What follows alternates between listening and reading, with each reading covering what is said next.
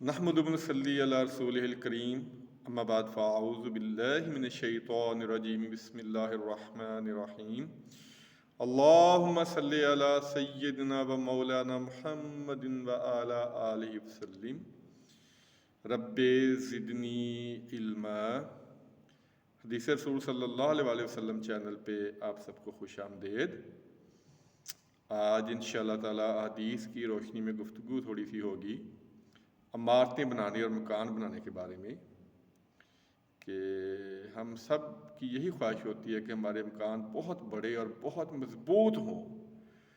بہت پیسہ خرچ کرتے ہیں ہم مکانوں پہ کہ جیسے ہم نے ہمیشہ یہی رہنا ہے، اور جس تنگ اور طریق مکان میں ہم نے ہمیشہ رہنا ہے اس کا ہمیں کبھی خیال بھی نہیں آیا، حالانکہ وہ مکان ہمیں دن میں 70 دفعہ یاد کرتا ہے، لیکن ہم اس کو ایک دفعہ بھی یاد نہیں کرتے۔ اور جن مکانوں میں ہم نے رہنا نہیں ہے ان کے بارے میں ہم بڑا بڑا پیسہ لگاتے ہیں، بڑی فکر سے ان کو بناتے ہیں۔ تو جو پہلی حدیث ہے آج وہ ابن ماجہ میں اس کا نمبر ہے 4160، اور سنن ابی داؤد میں ہے 5235، اور ترمذی شریف میں ہے 2335، اور حضرت عبداللہ بن عمر العاص رضی اللہ تعالی عنہ اس کے راوی ہیں۔ وہ روایت کرتے ہیں کہ ہم اپنی جھونپڑی ٹھیک کر رہے تھے، مرمت کر رہے تھے اپنی جھونپڑی کی، تو ہمارے پاس سے سرکار دو عالم صلی اللہ علیہ وآلہ وسلم گزرے اور پوچھا کہ یہ کیا ہے؟ تو ہم نے بتایا جی ہماری جھونپڑی ہے، اس کو مرمت کر رہے ہیں۔ تو آپ صلی اللہ علیہ وسلم نے ارشاد فرمایا میرے خیال میں تو موت اس سے بھی جلدی آ سکتی ہے، میرے خیال میں تو موت اس سے بھی جلدی آ سکتی ہے۔ تو ہم بھی ذرا سوچیں، وہ ایک جھونپڑی کو مرمت کر رہے تھے، تو آپ نے فرمایا تو موت تو اس سے بھی جلدی آ سکتی ہے، تو ہم تو پوری عمر کمائی کر کے صرف مکان بنانے پہ لگا دیتے ہیں، اور جیسے بھی پیسہ آئے ہماری خواہش یہی ہوتی ہے، سب کی یہی ہوتی ہے کہ ہمارا مکان بہت بڑا ہو، بہت مضبوط ہو، بہت خوبصورت ہو، محلے میں کوئی اور مکان اس طرح کا نہ ہو۔ لیکن جس مکان کو سنوارنے کی ہمیں سوچنا چاہیے اس کے بارے میں ہم سوچتے بھی نہیں ہیں۔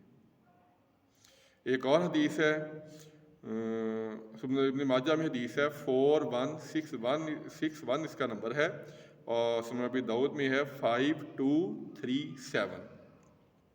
انس رضی اللہ تعالی عنہ اس کے راوی ہیں کہ نبی پاک صلی اللہ علیہ وسلم ایک انصاری کے مکان کے سامنے سے گزرے، اس نے گول گنبد کی شکل کا مکان بنایا ہوا تھا، تو آپ اس سے گزرے تو آپ نے پوچھا کہ یہ کیا ہے؟ تو ہم نے کہا جی ایک انصاری کا مکان ہے۔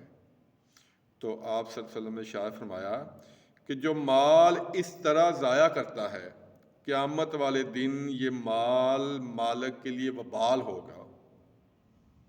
یعنی جو مکانوں پہ بلا وجہ پیسے لگاتے ہیں بہت زیادہ، وہ جو مال وہ لگاتے ہیں وہ قیامت والے دن ان سے پوچھ ہوگی، ان کے لیے وہ وبال ہوگا، ان کے لیے ایک بہت بڑی آزمائش ہوگی، ان سے پوچھا جائے گا کہ یہ مال تم نے مکانوں پہ اتنا کیوں لگایا تھا۔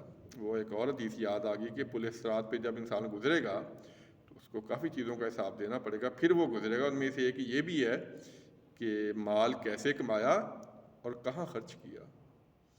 تو ہمیں مال جو ہے وہ آخرت کی تیاری کے لیے بھی خرچ کرنا چاہیے۔ دنیا میں جو مکان ہم بنا لیتے ہیں بہت بڑے بڑے، تو یہ کوئی اچھی بات نہیں۔ بارہ حدیث کی طرف بات چل رہی تھی، تو جب آپ کے چہرے اقدس پہ ناراضگی کے اثار آئے تو آپ وہاں سے تشریف لے گئے، اور جب وہ انصاری صحابی آئے تو انہیں کسی نے بتایا کہ رسول اللہ صلی اللہ علیہ وسلم یہاں سے گزرے تھے اور تمہارا مکان دیکھ کے وہ ناراض ہوئے تھے، تو انہوں نے وہ مکان ہی گرا دیا۔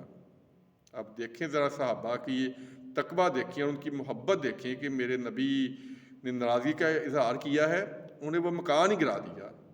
تو کچھ عرصہ بعد سرکار دو عالم صلی اللہ علیہ وسلم وہاں سے دوبارہ گزرے، تو آپ نے اس مکان کے بارے میں دریافت کیا، تو صحابہ نے کہا یا رسول اللہ علیہ وسلم وہ مکان تو انہوں نے گرا دیا ہے۔ تو آپ نے فرمایا اللہ اس پہ رحم کرے، اللہ اس پہ رحم کرے۔ مکان بنانا کوئی بری بات نہیں ہے، لیکن وہی بات کہ ہم تو مکان ایسے بناتے ہیں کہ جیسے ہم نے ہمیشہ یہی رہنا ہے، ہم نے یہاں سے جانا ہی نہیں ہے۔ بہت پیسہ ہم لگاتے ہیں مکانوں پہ۔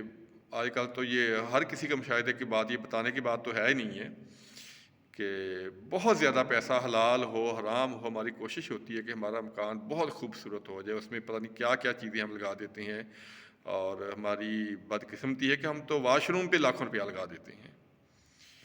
اللہ تعالیٰ ہمیں ہدایت نصیب فرمائے۔ ایک اور حدیث ہے، وہ بھی روایت کر لیں کہ نبی پاک صلی اللہ علیہ وآلہ وسلم نے ارشاد فرمایا تھا، یہ حدیث موجود ہے ابن ماجہ میں، 6163 نمبر ہے اس کا، اور ترمذی شریف میں 980 نمبر ہے اس کا، اور مسند احمد میں 109۔ یہ 3 میں نے کتب حدیث کے آپ کو حوالے بتا دیے ہیں۔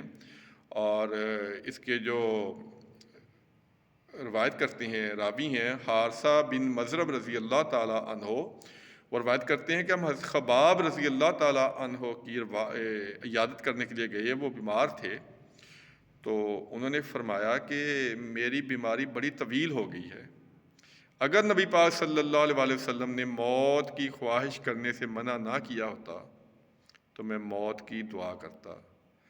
اور نبی پاک صلی اللہ علیہ وآلہ وسلم نے ارشاد فرمایا کہ انسان کو ہر خرچ کیے کا ثواب ملتا ہے سوائے مٹی کے، اور ایک روایت میں ہے کہ انسان کو ہر چیز کا ثواب ملتا ہے جو وہ خرچ کرتا ہے سوائے عمارت پہ خرچ کرنے کے، یعنی جو عمارتوں پہ ہم خرچ کرتے ہیں بے تحاشا پیسہ، اس کا کوئی اجرا ثواب نہیں ملے گا، اس کا کوئی اجرا ثواب نہیں ملے گا، اس کا ہم سے حساب ہوگا۔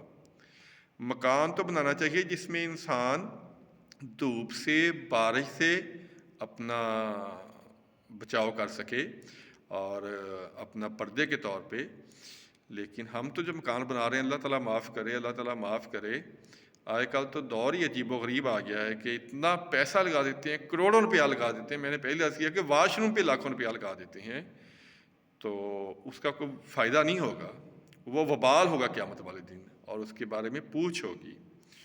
وہ نبی پاک صلی اللہ علیہ وسلم کے پاس ایک عورت آئی کہ یا رسول اللہ صلی اللہ علیہ وسلم، میرے اولاد بڑی جلدی فوت ہو جاتی ہے تو دعا فرما دیں۔ آپ نے کہا کتنے کی جلدی فوت ہو جاتی ہے؟ تو وہ عورت کہنے لگی جی کوئی 100 سال کا، کوئی 200 سال کا، کوئی 300 سال کا ہو کے مر جاتا ہے۔ تو آپ صلی اللہ علیہ وسلم نے ارشاد فرمایا کہ ایک امت ایسی آئے گی ان کی عمریں ہی 60-70 سال ہوں گی۔ تو وہ مائی صاحبہ کہنے لگیں کہ یا رسول اللہ صلی اللہ علیہ وسلم پھر تو وہ مکان ہی نہیں بنائیں گے؟ آپ نے فرمایا نہیں، سب سے پکے مکان وہی بنائیں گے۔